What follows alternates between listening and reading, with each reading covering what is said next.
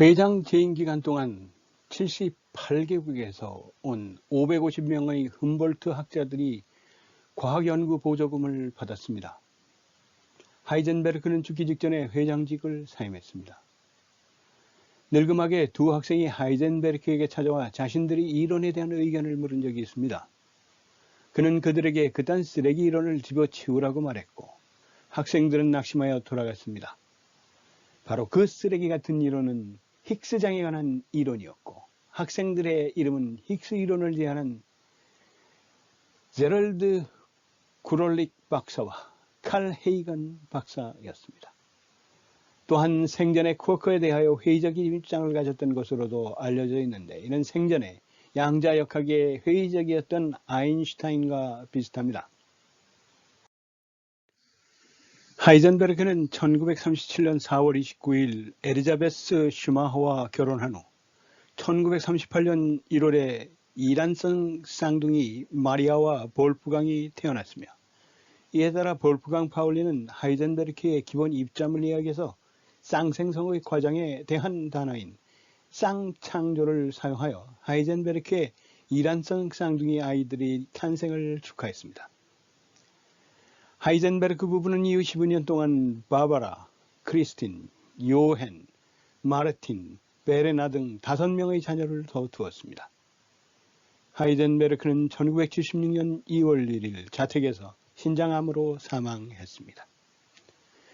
다음날 저녁 그의 동료들과 친구들은 물리학연구소에서 그의 집까지 추모하기 위해 걸어가서 촛불을 켜고 그의 문 앞에 두었습니다. 하이젠베르크는 뮌헨 발트 브리드호프에 묻혔습니다. 하이젠베르크의 아들인 마르틴 하이젠베르크는 위르츠부르크 대학교의 신경생물학자가 되었으며 그의 아들인 요헨 하이젠베르크는 뉴햄프셔 대학교의 물리학 교수가 되었습니다. 하이젠베르크의 손자인 베냐민 하이젠베르크는 영화 감독입니다. 1980년 그의 아내인 엘리자베트 하이젠베르크는 정치인의 정치 생활을 출판했습니다. 그 책에서 그녀는 하이젠베르크를 무엇보다도 자발적인 사람, 그 다음은 뛰어난 과학자, 그 다음은 매우 재능 있는 예술가, 그리고 네 번째로는 의미가로부터 호모 폴리티쿠스로 묘사했습니다. 하이젠베르크는 동양 철학을 존경했고 동양 철학과 양자 역학 사이의 유사점을 보았으며 자신을 현대물리학과 동양사상이라는 책과 완전히 일치한다고 설명했습니다. 하이젠베르크는 인도 철학에 대해 라빈드라나트 타고르와 대화한 후 너무 미친 것처럼 보였던 일부 아이디어가 갑자기 훨씬 더 이해가 되었다고 말하기까지 했습니다. 루드비히 비트겐슈타인의 철학과 관련하여 하이젠베르크는 논리 철학 논고를 싫어했지만 비트겐슈타인의 후기 사상과 언어에 대한 그의 철학은 매우 좋아했습니다. 독실한 기독교 신자인 하이젠베르크가 알베르트 아인슈타인에게 보내는 마지막 편지에서 쓰기를 우리는 선하신 주 하나님이 아원자 입자의 위치를 알고 계셔서 인과관계 원리가 계속 타당성을 가지도록 하신다고 스스로를 위로할 수 있다고 말했습니다. 아인슈타인은 우주가 근본적인 수준에서 불확실하다는 것을 암시하기 때문에 양자물리학은 불완전함에 틀림없다고 계속 주장했습니다. 하이젠베르크는 자연과학이라는 잔을 한 모금 마시면 당신은 무신론자가 될 것이지만 그 잔 밑바닥에서 신은 당신을 기다리고 있다고 말했습니다. 1950년대에 행해진 강의에서 나중에 물리학과 철학으로 출판된 책에서 하이젠베르크는 과학적 진보가 문화적 갈등으로 이어지고 있다고 주장했습니다. 그는 현대물리학이 현재 세계의 통합과 확장을 향한 경향이 있는 일반적인 역사적 과정의 일부라고 표명했습니다. 하이젠베르크가 1974년 로마노 구아르디니 상을 받았을 때 그는 연설을 했고 나중에 과학과 종교의 진리 Scientific and Religious Truth라는 제목으로 출판되었습니다.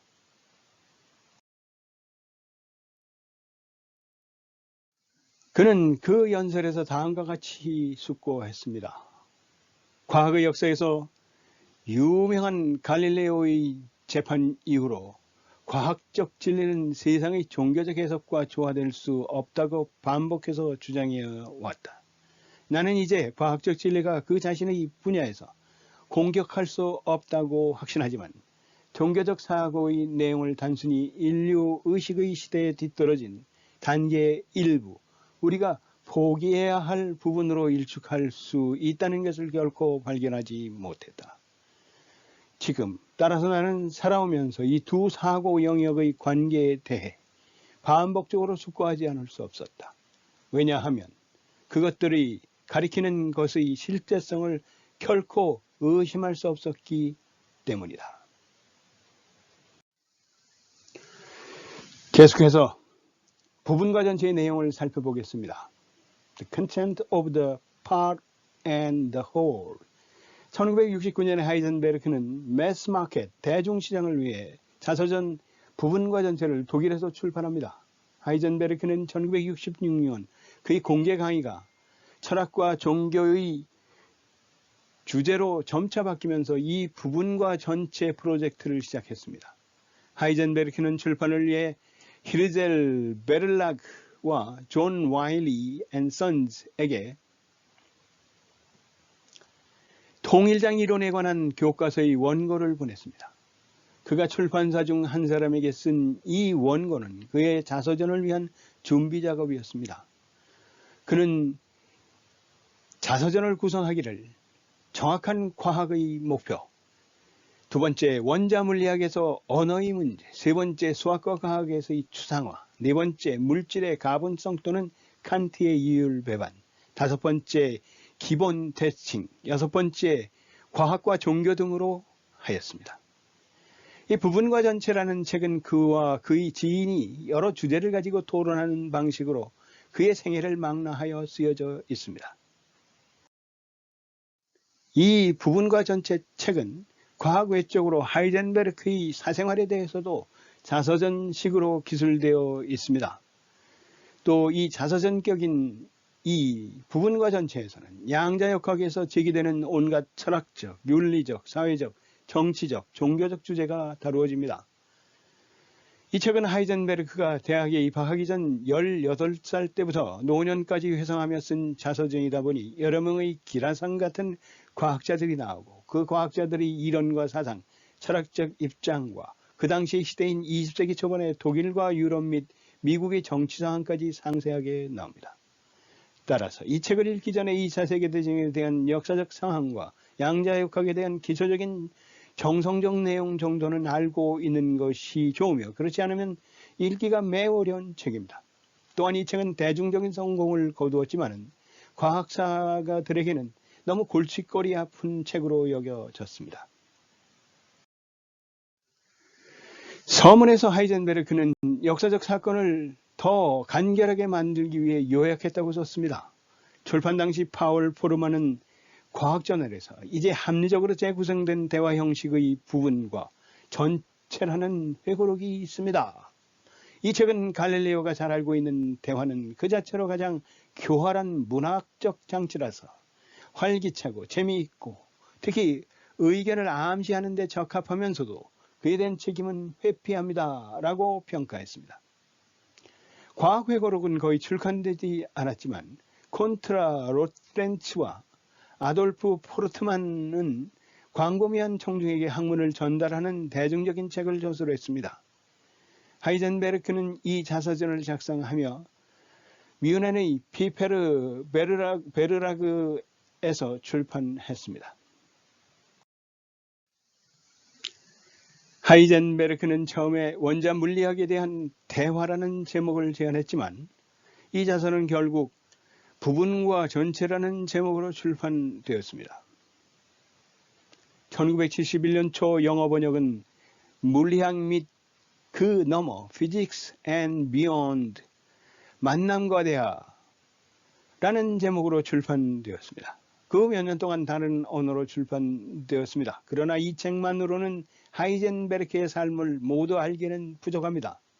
그가 왜 교수가 되었는지, 노벨 물리학상 수상 당시 그가 어떤 상태였는지에 대해서는 전혀 서술되어 있지 않습니다. 과 전체 관련하여 관심을 끄는 이야기들을 살펴보면 첫 번째로 대학 동창인 볼프강 파울리와는 매우 친했습니다. 그의 저서인 부분과 전체에 따르면 이와 관련해서 일화가 나옵니다. 볼프강 파울리는 죽을 때까지 그와 친밀한 관계를 유지했습니다. 두 번째, 그의 스승으로는 닐스 보어, 종어 폴트, 막스 버른이 있습니다. 그중 닐스 보어와 특히 친밀하게 지냈는데 그와 함께 여행을 가거나 휴가를 보냈습니다. 그러나 2차 대전 중 잠시 나치의 포로로 있던 유태인인 닐스 보어와 그가 나눈 대화는 나치의 핵무기와 관련된 것이었는데 외부에 알려지지 않아 영원한 비밀로 남겨져 있습니다. 이에 관해서는 주로 두 가지 설을 논합니다. 첫 번째 가설은 그가 보어에게 나치의 핵 개발이 거의 완성되었으니 맨하튼 계획에 참여하지 말고 미국과 유럽을 위한 다른 나라로 이민을 가라는 가설입니다. 두 번째 가설은 그가 보어에게 자신이 나치 핵 개발을 의도적으로 늦을 테니 빨리 맨하탄 계획에 참여하라는 가설입니다. 이 두 가설의 공통점은 그가 스승인 닐스 보어의 안전을 생각했다는 겁니다. 세 번째, 젊은 시절 청년운동에 가입하여 활동했습니다. 젊은 대학생끼리 하이킹을 하거나 노동자들에게 과학 강연을 하는 등 오늘날 청년운동이라 연상하기 쉬운 거창한 정치사회적 가치에 관한 것보다는 소박한 일들을 주로 하였습니다. 네 번째, 미국의 시리즈물 브레이킹 배드의 주인공 월터 화이트가 사용하는 가명 하이젠버그는 하이젠베르크의 영어 발음입니다. 해당 작품이 크게 히트한 덕분에 물리학에 대한 잘 모르는 사람한테도 인지도가 많이 올라간 이유가 바로 여기에 있습니다. 바이오 하자드 빌리지 악역 칼 하이젠베르크의 이름도 이 사람의 이름에서 따왔습니다. 베르너 하이젠베르크의 부분과 전체 The Part and the Whole에서 살펴본 바와 같이 부분과 전체를 통해서 하이젠베르크가 과연 나치의 핵 개발을 사보타지했는지 많은 궁금증을 만듭니다. 과연 하이젠베르크는 핵무기를 만들 능력이 있었을까요? 여러분도 한번 읽어보고 그 내용에 대해 함께 토론해보면 어떨까 합니다. 지금까지 20세기에 발간된 우수하고 의미 있는 책 100선 중 그 54번째 책, 인문학 부분 24번째 책, 베르너 하이젠베르크가 1969년에 출간한 부분과 전체, The Part and the Whole를 마칩니다. 감사합니다.